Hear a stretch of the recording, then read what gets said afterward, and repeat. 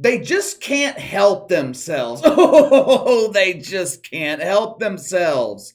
We are 1 week into the NFL season. 1 week.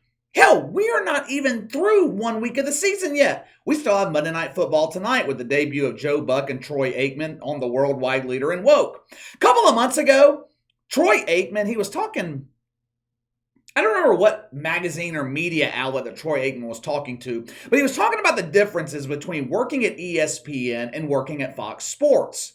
ESPN is a world-class organization. We have resources available to us here that we didn't have at Fox.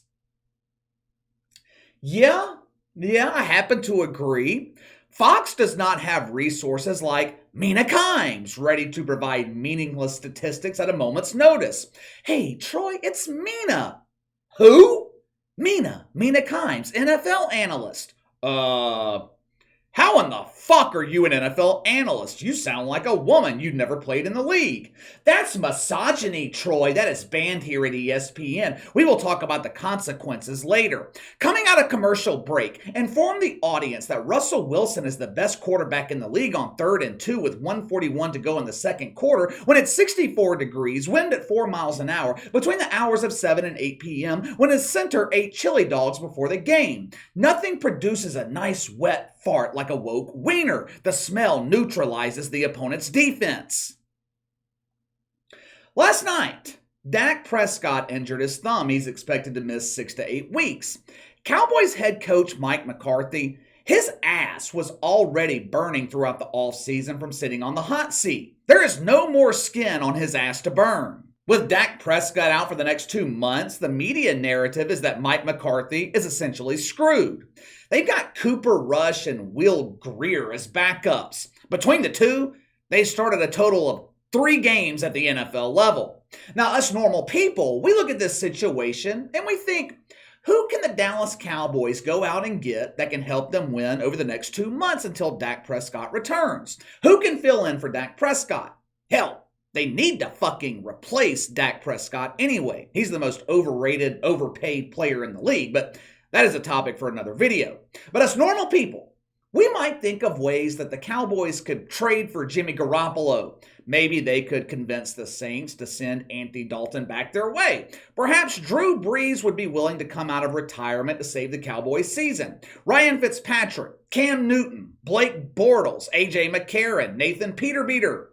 There are plenty of quarterbacks available for the Cowboys to choose from. Now, granted, most of the guys on that list absolutely suck, but they are not nearly as bad. They're not nearly as bad as the quarterback Stephen A. Smith suggested this morning on Woke Take. Now, I can respect Stephen A's opinion when it comes to the NBA. He has been entrenched in the league for 3 decades. He has a lot of contacts. He knows the game of basketball. When talking about the NBA, Stephen A. Smith's in his comfort zone. But when it comes to the NFL,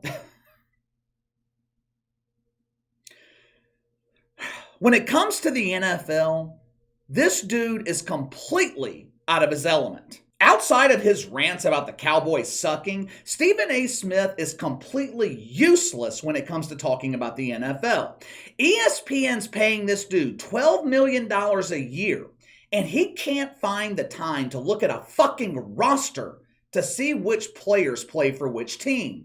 Just the other day, Woke Take was previewing week 1 of the NFL season. That woke broad that hosts the show who used to pound the cucumber with Jalen Rose, she asked Stephen A. Smith which AFC team would score the most points in week 1. Now, after he spent a few long seconds trying to think of a team who actually plays in the AFC, Stephen A. Smith replied back with the Chargers. Okay, I mean, fair enough. The Chargers have a high-powered offense. That answer is not all that unreasonable. Now, after claiming the Chargers would score the most points week 1, the woke host, who identifies as a woman, she asked Stephen A. Smith who's going to win on Sunday between the Chargers and the Raiders.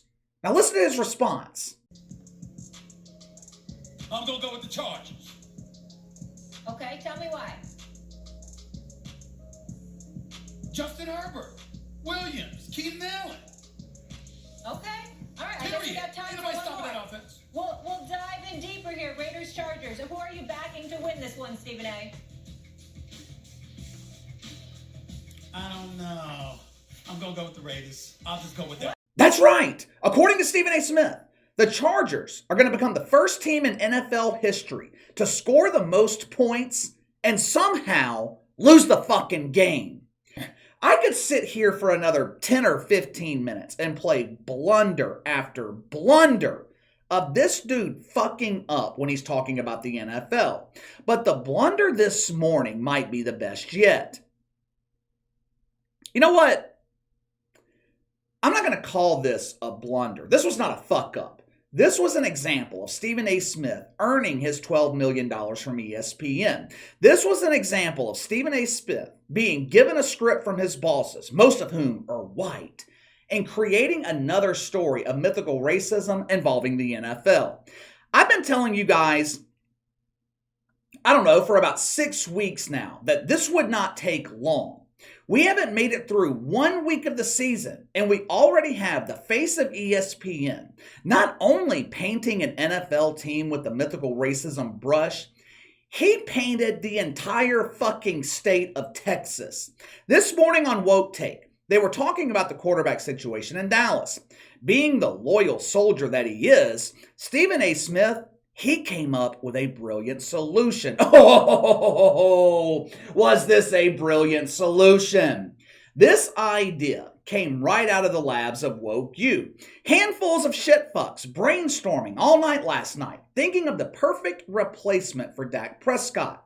Stephen A., we have solved this equation. We need you to repeat this verbatim tomorrow morning. Who is the solution? Who's going to come riding in on the woke wagon and to save the Cowboys season? Are you ready? Are you sure you're ready for this? This idea is so original.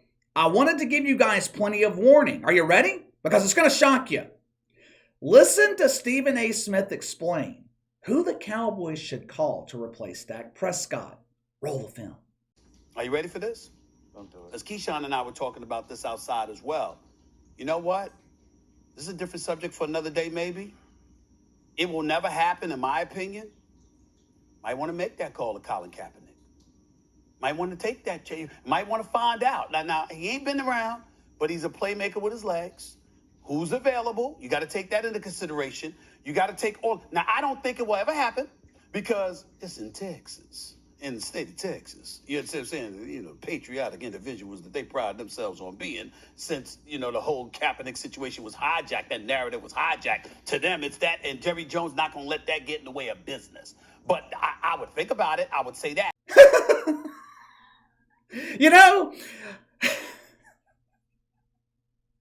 I knew ESPN had shifted their focus from real sports journalism to being more of a network dedicated to comedy. But damn, it's been a while since I found something this funny on ESPN. Stephen A. Smith, he should tour the country performing his stand-up routine. That was some funny shit. Of all the quarterbacks available, all of them, you think Colin Kaepernick is the best choice?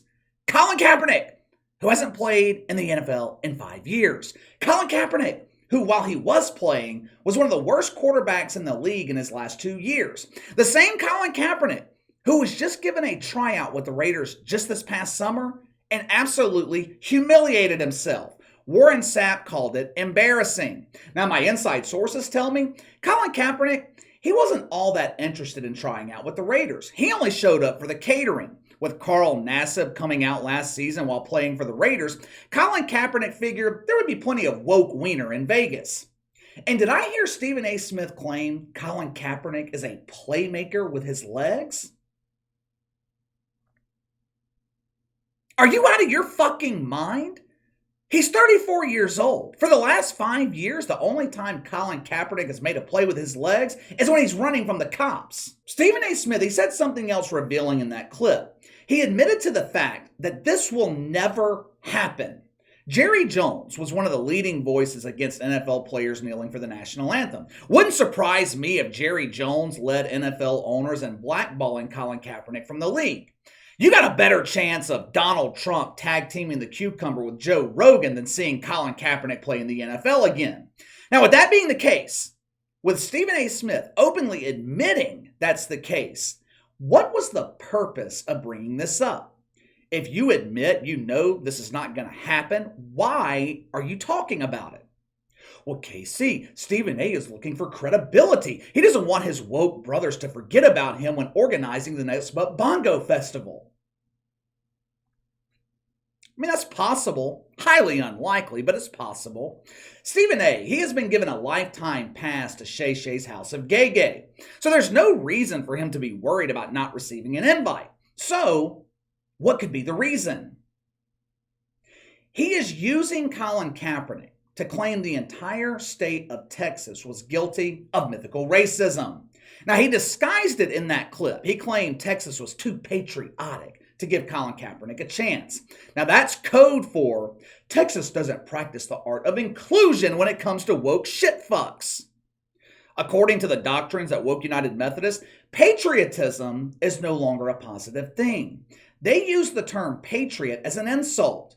Look at that old white military veteran flying his American flag. What a fucking patriot! He's too dumb to understand that flag represents mythical racism.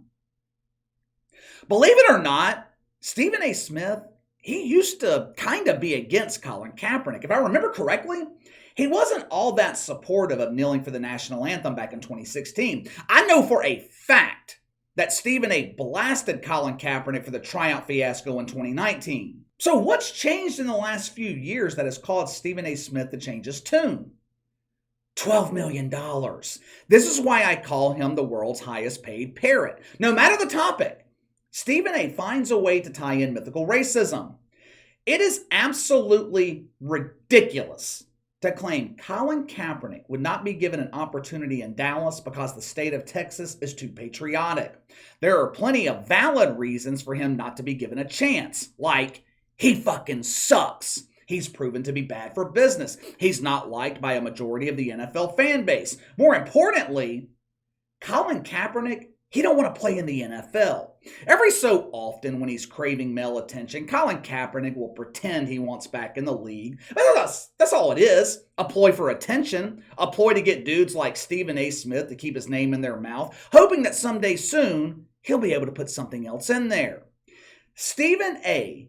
is an embarrassment. He has no business covering the NFL. Like I said, I can respect his opinion and his knowledge on the NBA. If you're down with the bongo, he knows great positions for that too.